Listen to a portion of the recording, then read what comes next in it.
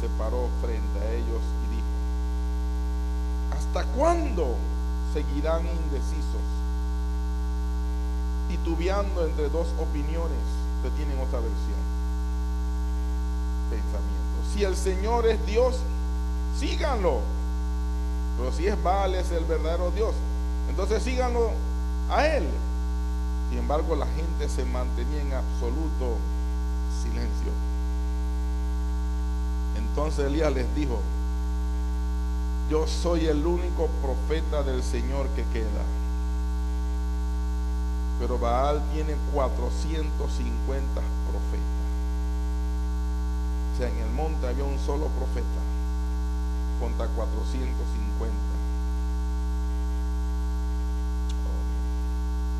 Los profetas de Baal pueden escoger el toro que quieran, que luego lo corten en pedazos y lo pongan sobre la leña a su altar, pero sin prenderle fuego. Yo prepararé el otro toro y lo pondré sobre la leña del altar y tampoco le prenderé fuego. Después invoquen ustedes el nombre de su Dios. Yo invocaré el nombre del Adonai. El Dios que responda enviando fuego sobre la madera, ese es el Dios verdadero. Y toda la gente estuvo de acuerdo. Así que Elías dijo a los profetas de Baal: empiecen ustedes, porque son muchos. Escojan uno de los toros, prepárenlo y invoquen el nombre de su Dios, pero no le prendan fuego a la leña. Que el Señor añada poderosa bendición a su palabra. ¿Por qué el Señor nos está hablando de este tema? Porque es necesario el mover profético en estos días. Iglesia, por favor, póngame mucha atención. No sabemos la hora ni el día que el Señor va a venir. Es necesario que esta palabra profética se reciba. Es una palabra profética para la iglesia. A su nombre. El mover profético en estos días. ¿Por qué? ¿Por qué el Señor puso esta palabra en mi corazón? Porque el mover profético en estos días se está rechazando. El mover profético en estos días no lo quieren ni en las iglesias, tampoco lo quieren los gobiernos. A su nombre, gloria. Las iglesias se quieren quedar estáticas en el mover antiguo de leyes y conceptos humanos, pero no quieren aceptar el mover profético, porque el hombre que habla de parte de Dios habla palabra fresca, que cambia circunstancias, cambia costumbres, cambia, moldea y transforma. Es palabra que invierte las cosas. Es palabra que cambia, hace cambiar de dirección. Y mucha gente rehúsa cambiar de dirección. Muchos gobiernos rehúsan a cambiar de pensamiento. A su nombre, gloria. ¿Por qué? Porque es palabra fresca que Dios quiere que se cumpla en el hoy de Dios. Amén. Y el mover profético, mire que no dije oficio, el mover profético en el mundo no se acepta, ni muchas iglesias, aún en Panamá, no quieren aceptar este mover y prefieren tener el control del gobierno interno de la iglesia, porque el profeta va a hablar al pueblo y al que tenga que hablarle, sea bien, sea mal, porque es Dios que habla. Dios sazona su palabra no a tu gusto, sino al gusto de Él. Dios cuando habla sin ver si te vas a herir o no te va a herir, porque la palabra del Señor es ley, es reglamento y es estatuto. A su nombre. Y el oficio del profeta, aún peor, no se quiere aceptar, porque es un mover que no es moderno. El oficio del profeta siempre existió en el momento cuando Israel se formó como Estado. A su nombre. Siempre existió el oficio del profeta, pero con el devenir de los tiempos no se aceptó que el profeta hablase, porque el profeta, y quizás no aceptaban por el ejemplo de Elías, que cuando llegaba hablaba y dice: a causa del pecado de Israel aquí no va a ocurrir esto. A su nombre. Porque el profeta, y Dios me ha pautado tan grandemente y entristece porque la gente ya no dice: vive Jehová en cuya presencia estoy. Amén. La gente ya no quiere citar eso porque no quiere vivir en la presencia de Dios.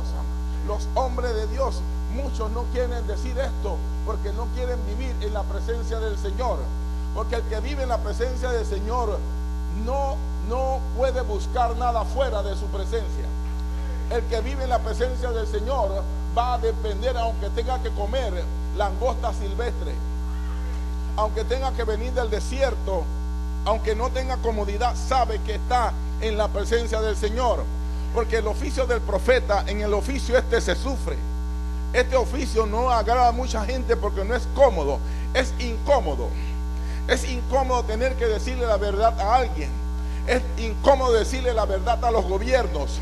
Es incómodo tener que decirle la verdad a los presidentes, a pastores, a líderes, a dueños de iglesia. Es incómodo a su nombre. Por eso hay un rechazo.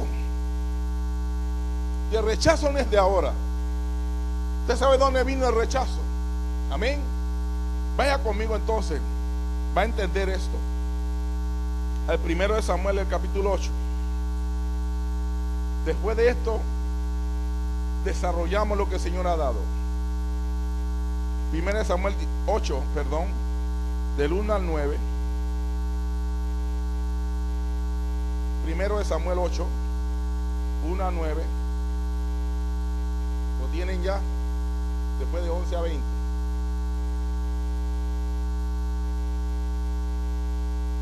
¿Lo tenemos?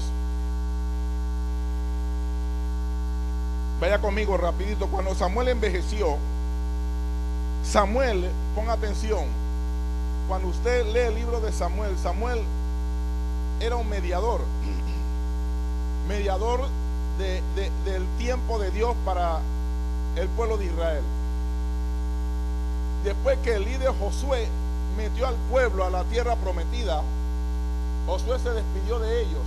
Amén. Israel reinó bien con la palabra de Josué, porque él dijo: escogeos hoy a quién van a servir, porque lo que soy yo y mi casa serviremos a Jehová. Amén. Necesito un poquito de monitores acá. Entonces es importante que entendamos esto. Y Samuel, después de ir Josué a la presencia del Señor, se levantaron los jueces. Y los jueces eran los que trataban la ley del pueblo, eran los que aconsejaban y tomaban las decisiones, porque Dios había derramado sobre ellos sabiduría. Amén. A mí me gusta enseñar que el pueblo agarre fundamento. Amén. Después que tú tienes el fundamento, te gozas. Amén. Y el pueblo de Israel indilgaba o tenía que ver sus problemas delante del juez. Y el último juez de Israel fue Samuel. Amén. Y los jueces estaban allí, pero el líder del templo en aquella época, los jueces, estaba ya cansado. Sus hijos no hacían lo recto ante los ojos de Dios, porque cuando tú dejas el Cairo de Dios, atención, cuando tú dejas el Cairo de Dios y te metes en el crono de los hombres, te aburre servir a Dios. Cansa servir a Dios, aunque estés en el templo. Te cansarás y transformarás tu acción en la iglesia como una mera costumbre, y no se hace nada por gozo. Y eso fue lo que le pasó a Elí y a sus hijos. Se corrompieron porque perdieron la presencia de Dios en sus vidas. ¿Están aquí? Y Dios levantó a Samuel. Dice: antes que la lámpara de Jehová se apagase en Israel, Dios levantó a Samuel. Y Samuel era el hombre que Dios usó como juez, pero a la vez fue el hombre que Dios comenzó a usar como profeta. Así que es importante que usted entienda que Samuel fue llamado a trabajar, porque entraba Israel en una nueva era. En vez de ser un pueblo que acababa de llegar del desierto, pongan atención a esto, oigan palabra, hermanos. Cuando Israel llega, Dios transforma ese pueblo que estaba en el desierto, ese pueblo extraño. Dios lo establece y crea en ellos el Estado de Israel. Entonces el plan de Dios con ellos era que ellos, como le dijo en el monte: ustedes serán mi pueblo y yo seré su Dios. Y Y este pueblo, oh my God, Philip, este pueblo entra a la tierra prometida bajo la cobertura de Jehová. Pero los hombres que tenían que trabajar se corrompieron, como muchos hombres en estos días se están corrompiendo. Amén. Amén. Y este pueblo entonces no acepta ya, se cansa de Dios. Y le dicen, cuando Samuel envejeció, nombró a sus hijos como jueces de Israel. Atención. Joel y Abías, sus hijos mayores, establecieron su corte en Berseba.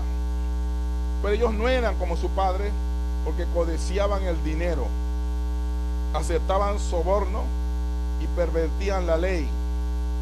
Finalmente todos los ancianos de Israel se reunieron en Ramá para hablar el asunto con Samuel.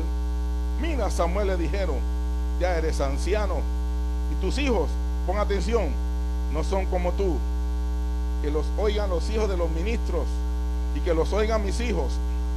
Danos un rey, danos un